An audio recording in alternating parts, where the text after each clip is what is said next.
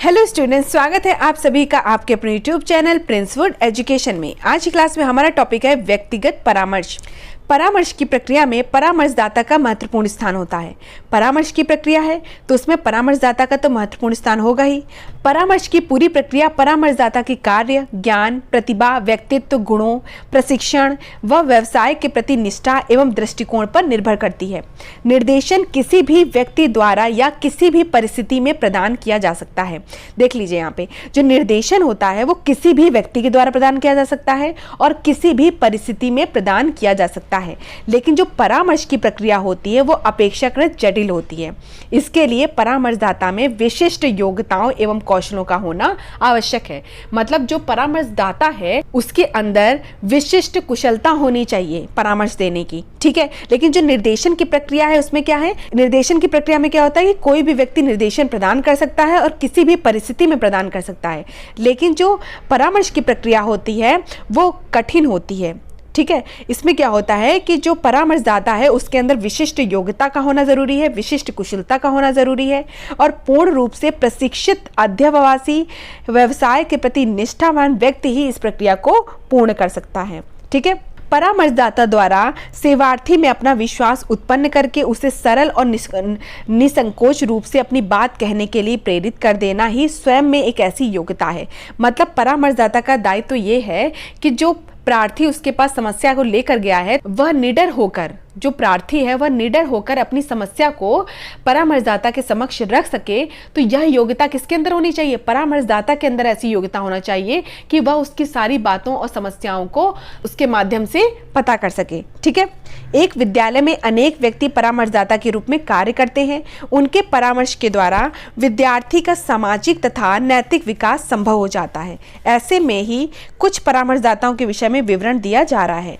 जैसे प्रधानाचार्य, किसी भी विद्यालय में प्रधानाचार्य का मुख्य स्थान होता है। पीसी रेन ने लिखा है कि घड़ी में प्रधान कमानी, मशीन में प्रचक्र अथवा जलयान में यंत्रीकरण का जो स्थान है वही स्थान किसी भी विद्यालय में प्रधानाचार्य का होता है।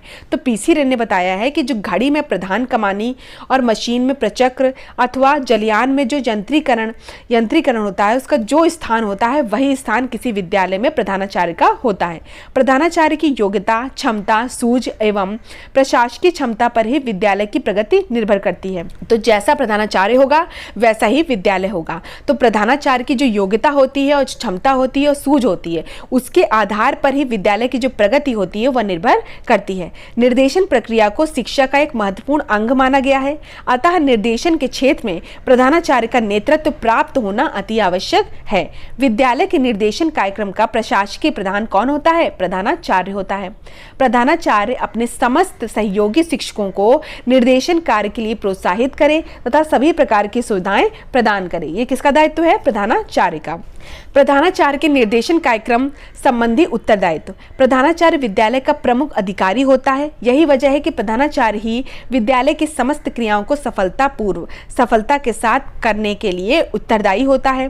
प्रधानाचार्य के निर्देशन कार्यक्रम संबंधी उत्तरदायित्व निम्नलिखित हैं। प्रधानाचार्य के उत्तरदायित्व क्या है, निर्देशन समिति का गठन करना, विद्यालय में योग्य एवं कुशल निर्देशन कार्यकर्ताओं की नियुक्ति करना, निर्देशन कार्य हेतु समुचित समय देना, निर्देशन सेवा हेतु उत्तम भवन की व्यवस्था करना, निर्देशन कार्यक्रम के लिए धन की व्यवस्था करना, विद्यालय में निर्देशन संबंधी क्रियाओं का निरीक्षण करना, निर्देशन सेवाओं के गठन में अपना नेतृत्व प्रदान करना और क्या है, छात्रों के अभिभावकों को निर्देशन सेवाओं के संबंध में जानकारी प्रदान करना, विद्यालय के शिक्षकों को निर्देशन का महत्व, समस्याएं तथा उद्देश्य को समझने में सहयोग प्रदान करना, निर्देशन कार्यक्रम प्रभावशीलता का मूल्यांकन करने हेतु तो शिक्षकों को सहयोग प्रदान करना, ठीक है।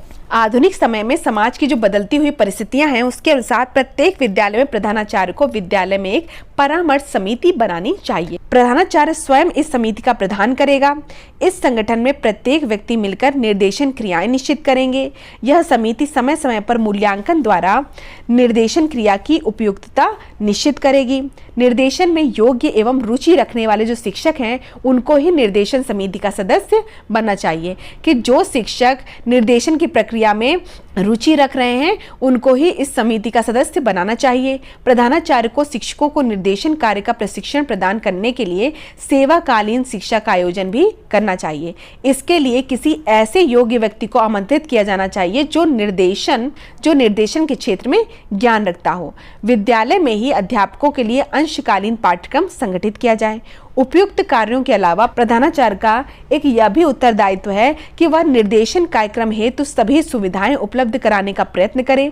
निर्देशन के लिए विद्यालय में निर्देशन कार्यालय की व्यवस्था कर उसमें पर्याप्त फर्नीचर भी रखे तथा निर्देशन के लिए सभी प्रकार की सामग्री खरीदने के लिए पर्याप्त धनराशि की भी व्यवस्था करे। ठीक है, तो हमने क्या पढ़ा कि जो पीसी रेन थे उन्होंने कहा था घड़ी में प्रधान कमानी, मशीन में प्रचर्क तथा जलयान में जो यंत्रीकरण का जो स्थान है वही स्थान किसका होता है? एक प्रधानाचार्य का होता है। और विद्यालय के निर्देशन कार्यक्रम का जो प्रशासकीय प्रधान होता है वो कौन होता है? प्रधानाचार्य होता है।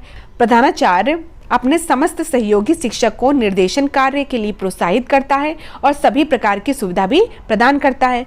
और उत्तरदायित्व कौन कौन से थे? कि निर्देशन समिति का गठन करना, ठीक है, विद्यालय में योग्य एवं कुशल निर्देशन कार्यकर्ताओं की नियुक्ति करना, निर्देशन सेवा हेतु उत्तम भवन की व्यवस्था करवाना, ठीक है, जो निर्देशन सेवा हेतु जो उत्तम भवन होगा उसकी व्यवस्था करवाना, धन की व्यवस्था करवाना, विद्यालय में जो निर्देशन संबंधी क्रियाएं हैं उसका निरीक्षण करना, ठीक है, निर्देशन का महत्व, समस्याएं तथा उद्देश्य को समझने में सहयोग प्रदान करना, निर्देशन कार्यक्रम प्रभावशीलता का मूल्यांकन करना और शिक्षकों को सहयोग प्रदान करना।